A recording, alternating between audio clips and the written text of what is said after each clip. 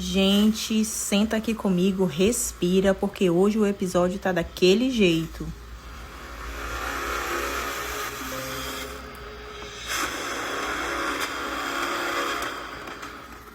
Intenso, cheio de mistérios, cheio de e meu Deus do céu.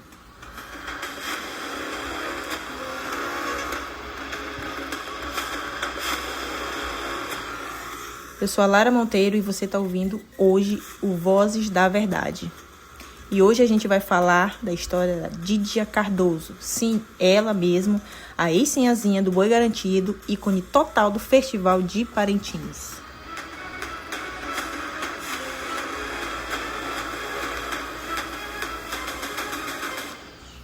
E olha, a morte dela levantou tanta coisa, mas tanta coisa, que até quem não acompanha o festival começou a perguntar, gente, o que é que está acontecendo?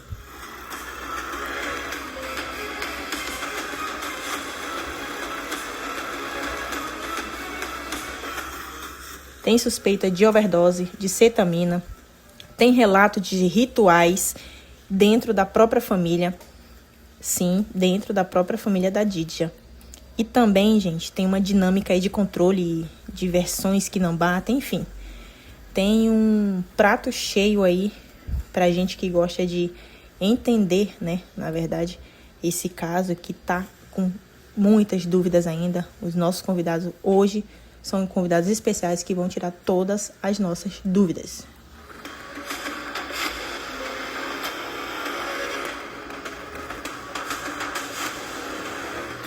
Mas calma, pessoal, porque antes da gente se perder aí nesse labirinto, vamos começar pelo começo, né? Estamos aqui com o nosso convidado João Vilar, que é o nosso repórter querido, que ele vai explicar para quem está ouvindo como essa história explodiu e por que o Brasil inteiro começou a falar disso. Obrigado, Lara. Nessa história, Dídia Cardoso conquistou notoriedade no norte do país ao interpretar a Sinhazinha, pelo Boi Garantido, uma posição de enorme destaque no Festival de Parintins. Sua morte está sob investigação. A polícia trabalha com a possibilidade de overdose de cetamina, um anestésico de uso veterinário que também circula ilegalmente. Além disso, surgiram relatos envolvendo práticas espirituais e rituais conduzidos dentro da própria família. Ao longo de 2024 e 2025, depoimentos de conhecidos mencionaram um ambiente familiar conturbado. Houve, inclusive, um episódio envolvendo a avó de 82 anos, que teria sofrido um AVC após um desses encontros, que também está sob investigação. Esses são, até agora, os pontos oficialmente conhecidos. Para interpretar o que eles significam, ouviremos os especialistas. Agora, pra gente não falar besteira, pessoal, bora chamar quem entende da parte séria, né?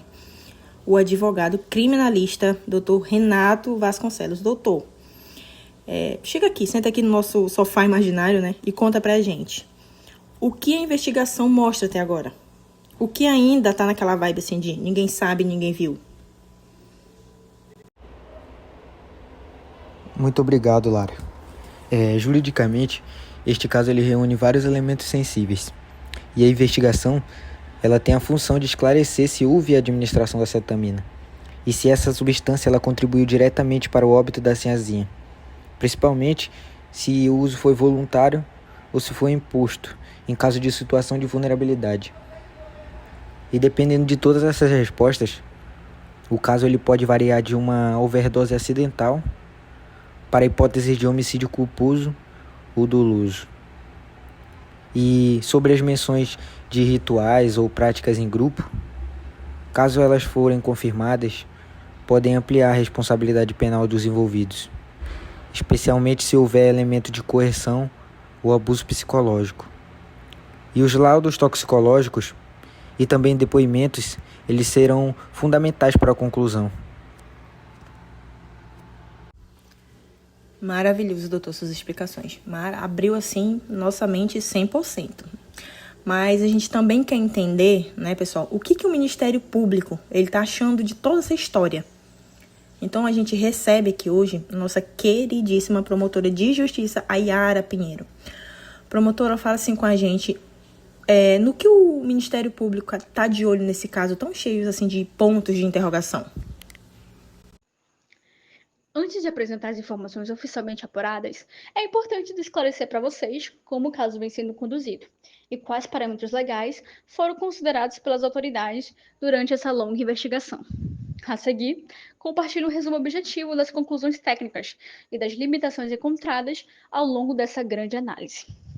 O Ministério Público analisou cuidadosamente todo o material apresentado e concluiu que não havia provas suficientes para indicar a ocorrência de homicídio. Os indícios apontavam mais para o uso de substâncias e para um possível envolvimento com cetamina, do que para um crime contra a vida. Outro ponto importante diz respeito às câmeras. A polícia tentou reconstruir os fatos por meio das gravações, porém o laudo técnico confirmou que não havia registros do dia da morte, pois o equipamento não armazenava imagens daquela data. Sem essas imagens, algumas respostas permanecem possíveis de confirmar. Mesmo assim, seguimos acompanhando os laudos complementares e os novos depoimentos, para garantir que nenhum detalhe seja ignorado. E diante dessas informações, reforçamos nosso compromisso a vocês em acompanhar cada atualização e cooperar com as autoridades para que todos os esclarecimentos necessários sejam alcançados. E também continuaremos atentos aos próximos capítulos, sempre buscando transparência e responsabilidade na condução do caso. Obrigado, promotora, por a senhora ter aceito assim, o nosso convite, né? A gente sabe que a sua agenda é lotada, mas todo mundo está agradecendo aqui pela explicação que a senhora nos deu. Muito obrigado de coração e de verdade mesmo. Agora a gente vem aquela parte, né, que a gente ama, todo mundo ama. Aquela explicação técnica traduzida para o português que a gente entende, né? Por isso trouxemos aqui hoje o perito criminal e toxicologista forense, o doutor Salomão Rodrigues. O doutor fala assim, salva a gente, né, no caso. O que é que dá para afirmar e o que ainda está só na base da especulação? Obrigado, Lara. Eu vou dividir a análise em 3 partes: o corpo, a cena e as provas ausentes. Primeiro, o corpo. O laudo toxicológico confirmou a presença de cetamina. Em doses altas, essa substância pode causar desorientação, perda de consciência e parada cardiorrespiratória. O exame permite identificar a quantidade da droga, o tempo provável de ingestão e se havia mistura com outras substâncias. Mas ao ponto crítico, o laudo não pode dizer como a substância entrou no organismo, se foi voluntária, induzida ou administrada em contexto de vulnerabilidade. Segundo, a cena. Quando a equipe pericial chegou, o ambiente já havia sido alterado. Pessoas circularam pelo local, objetos foram movidos e não houve isolamento imediato. Isso compromete a análise de a posição original do corpo, possíveis recipientes ou embalagens, resíduos de substâncias, padrões de movimentação, e a cena chegou até nós de forma incompleta, né? Terceiro, as provas ausentes, no caso as câmeras, né? A polícia enviou o DVR das câmeras para análise técnica. O laudo foi conclusivo, não havia registro da data da morte. Não se trata de apagamento, elas simplesmente não gravaram aquele dia. Sem as imagens, perdemos a oportunidade de confirmar quem entrou e saiu, o estado da vítima horas antes, movimentos estranhos ou a presença de terceiros. Temos parte importante da história, mas também grandes lacunas. Sabemos que houve cetamina, que a cena está alterada e que não existem vídeos, mas não sabemos como a substância foi administrada, se houve indução psicológica ou se alguém participou indiretamente. Algumas pessoas talvez nunca venham, justamente porque as evidências iniciais não estavam preservadas. E agora, gente, eu quero trazer um olhar, assim, que sinceramente faz muita falta quando a gente fala de casos como esse, né? Um olhar mais humano, emocional, um olhar psicológico. Então, a gente convidou a psicóloga Samantha Tavares, que é especialista em dinâmica familiar e saúde mental. Doutora, seja muito bem-vinda. A gente já ouviu tudo aqui, advogado, promotor, perito, mas a gente quer entender junto com você, né, como situações de controle, pressão, relações familiares difíceis, né, e vulnerabilidade emocional podem influenciar alguém como a Didia, né, e mais, como que tudo isso se mistura com a vida pública, exposição, expectativa que ela carregava. Dídia Cardoso não era apenas uma figura folclórica do Festival de Parintins. Ela representava um símbolo da cultura do Norte, uma jovem cuja imagem forte e luminosa no palco do Boi Garantido inspirou uma geração inteira. Mas por trás da leveza artística e da energia vibrante que o público via, existiam conflitos profundos, especialmente dentro do ambiente familiar. Segundo informações já divulgadas pela mídia e acompanhadas de perto pela polícia, os últimos anos da vida de Dídia foram marcados por episódios de isolamento, mudanças bruscas de comportamento e relatos de práticas familiares incomuns que acenderam alertas entre pessoas próximas. Depoimentos que surgiram no inquérito indicam que havia um ambiente tenso dentro de casa, marcado por regras rígidas e rituais frequentes. O uso de substâncias, incluindo anabolizantes e drogas, teria sido naturalizado nesse ambiente doméstico, algo que gerou vulnerabilidade emocional e dependência psicológica. Há ainda os relatos que a avó da família teria sofrido um AVC após um ritual que supostamente envolvia substâncias, um episódio que segue em apuração e que passou a ser visto como um sinal de que a dinâmica interna da família já havia sido determinada muito antes da morte de Dídia. A suspeita de overdose de cetamina, apontada inicialmente no laudo, passa a não ser apenas um dado isolado, mas parte de um padrão mais amplo, revelando o que aconteceu com a jovem. Não foi um evento súbito, mas possivelmente o desfecho de uma sequência de práticas e relacionamentos desequilibrados que se acumulavam há anos.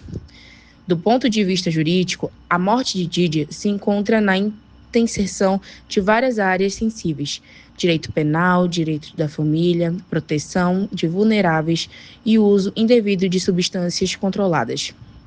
Se for confirmado que existia uma estrutura doméstica funcionando de forma semelhante a uma seita, ainda que não religiosa, isso pode configurar abuso de vulnerável, maus tratos, indução ao uso de drogas e até homicídio, seja culposo ou doloso, dependendo das intenções e das circunstâncias reveladas pela investigação. Não se trata exclusivamente da substância que tirou sua vida, mas das relações de poder que cercavam e que podem ter influenciado diretamente suas decisões, sua vulnerabilidade e sua liberdade. Bom, do ponto de vista psicológico, o caso se aprofunda ainda mais. A psicologia forense entra como uma lente capaz de compreender a combinação de fatores que cercavam Dídia. Primeiro, ao impacto de forma precoce, um tipo de visibilidade que exige maturidade emocional, suporte psicológico e uma rede de apoio que nem sempre ela tinha. A pressão estética, a necessidade de corresponder à imagem simbólica da sinhazinha e a cobrança que vem do público podem fragilizar qualquer jovem, e Dídia não escapou disso. Depois, a dependência emocional. Dentro de um ambiente familiar rígido, famílias controladoras costumam criar um ciclo de isolamento, imposição de rituais, amor condicionado à autoridade absoluta. Bom, esse tipo de estrutura faz com que as vítimas acreditem que não conseguem viver fora daquele sistema, o que abre espaço para que práticas perigosas se tornem aceitáveis e rotineiras. A lógica da seita doméstica, que não precisa ser religiosa para existir, funciona com base em manipulação de crenças, isolamento, obediência cega e doutrinação emocional. Se for verdade que Dídia viva sob esse tipo de controle psicológico, é possível que ela tenha passado anos em um ciclo de medo, lealdade forçada, confusão mental e perda da identidade. A morte dela, portanto, não gera apenas comoção, gera impacto psicológico coletivo. A repercussão pública é reflexo de um luto que ultrapassa fronteiras, trazendo à tona a questão de emoções sociais e familiares que muitas vezes permanecem invisíveis até que o pior aconteça. A morte de Dídia não obriga a olhar para sinais muitas vezes ignorados. Mudanças de comportamento, isolamento, medo disfarçado de devoção e a entender que a vulnerabilidade não depende de fama, beleza ou talento. Ela nos lembra de forma dura e definitiva da importância de questionarmos comportamentos, de enxergarmos além das aparências e de protegermos aqueles que, mesmo cercados de luz, podem estar vivendo na sombra. É exatamente essa dimensão humana aí que muitas vezes fica de fora das manchetes, né? Obrigada, doutora, pela leitura sensível e necessária. Agora vamos trazer aquela visão que só quem estava ali colado sabe dar, né? A amiga Marina, né? Amiga dos bastidores aí do festival. Obrigada por topar vir aqui conosco e contar quem era a Didia mesmo. Mas a pergunta que fica para todos: quem era a Didia quando ninguém estava olhando? Obrigada, Lara, pelo convite. Falar sobre a Didia para mim ainda é muito complicado, sabe? Porque a Didia, ela era energia pura, mas com o tempo ficou meio introvertida, ansiosa e falava de uma comunidade, de rituais e de regra dentro de casa. Hoje eu vejo que eram sinais de algo muito maior. Sabe, quando eu penso na Didia, a primeira coisa que me vem é a presença dela. Aquele tipo de pessoa que entrava em um lugar e já mudava o clima. Deixava tudo mais leve, sabe? Tudo mais bonito, tudo mais alegre. Ela tinha uma risada alta, meio desajeitada, mas gostosa de ouvir.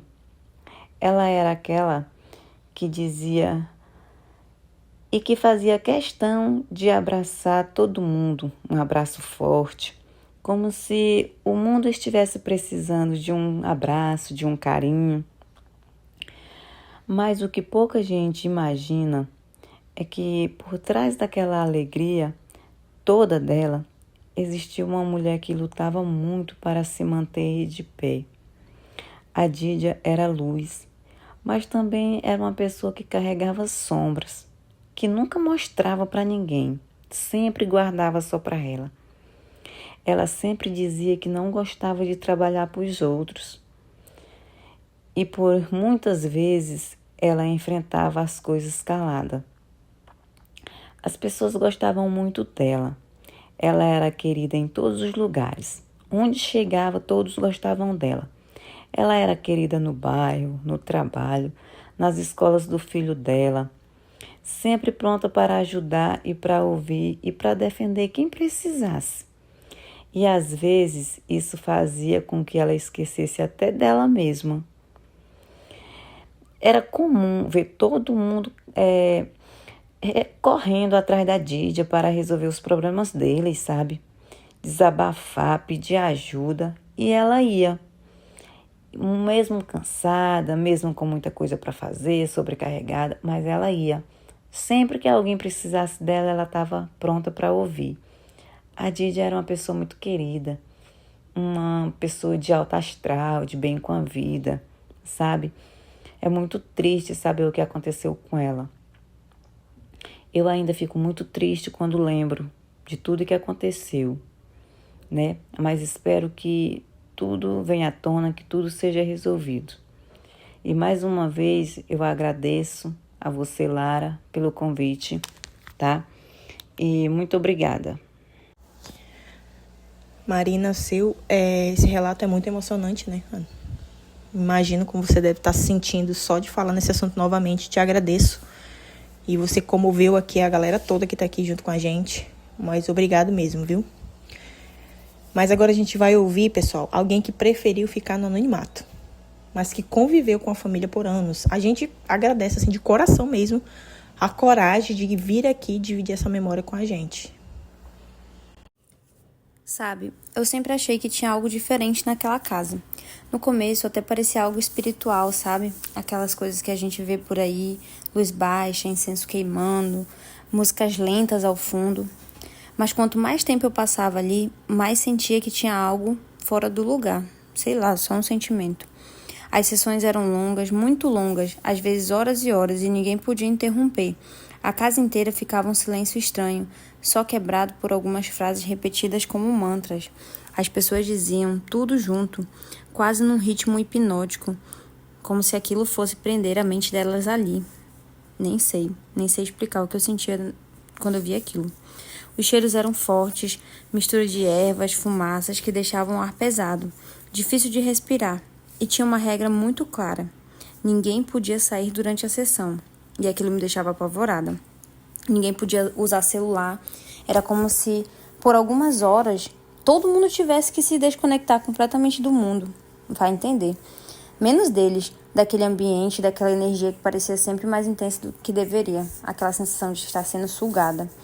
E a Didia, ela mudava quando saía dali. Às vezes voltava abatida, inquieta, como se tivesse atravessado algo que ela não conseguia explicar. Eu perguntava se ela estava bem e ela sempre respondia com meia frase, como se escolhesse com cuidado cada palavra. Era como se ela carregasse uma missão, sabe? Que só fazia sentido para ela e talvez nem para ela completamente. Acredito que nem ela entendia. Com o tempo aquilo, deixou de parecer busca espiritual e começou a parecer outra coisa. Um tipo de controle exercido ali pela mãe. Um tipo de domínio silencioso, contínuo que ia tomando espaço da rotina, no comportamento e nas decisões. A casa tinha regras demais, regras que não faziam sentido. Tinha gente que quase não falava, outros pareciam sempre tensas. E, meu Deus, como se todo mundo estivesse se vigiando ali naquele ambiente. Eu lembro de olhar para algumas pessoas e pensar, eles querem estar aqui, será mesmo? Ou estão aqui porque não conseguem sair? E foi aí que eu entendi que aquele ambiente não levava ninguém. Ele consumia, e a Didia cada vez mais parecia presa a algo que drenava a energia dela. Ela era tão linda e estava ficando tão abatida, estava drenando a identidade dela e talvez até a liberdade. E isso sempre me deu medo, porque por fora parecia espiritual, mas por dentro era outra coisa completamente diferente. E assim, gente, chegamos ao fim aí de mais um episódio Vozes da Verdade.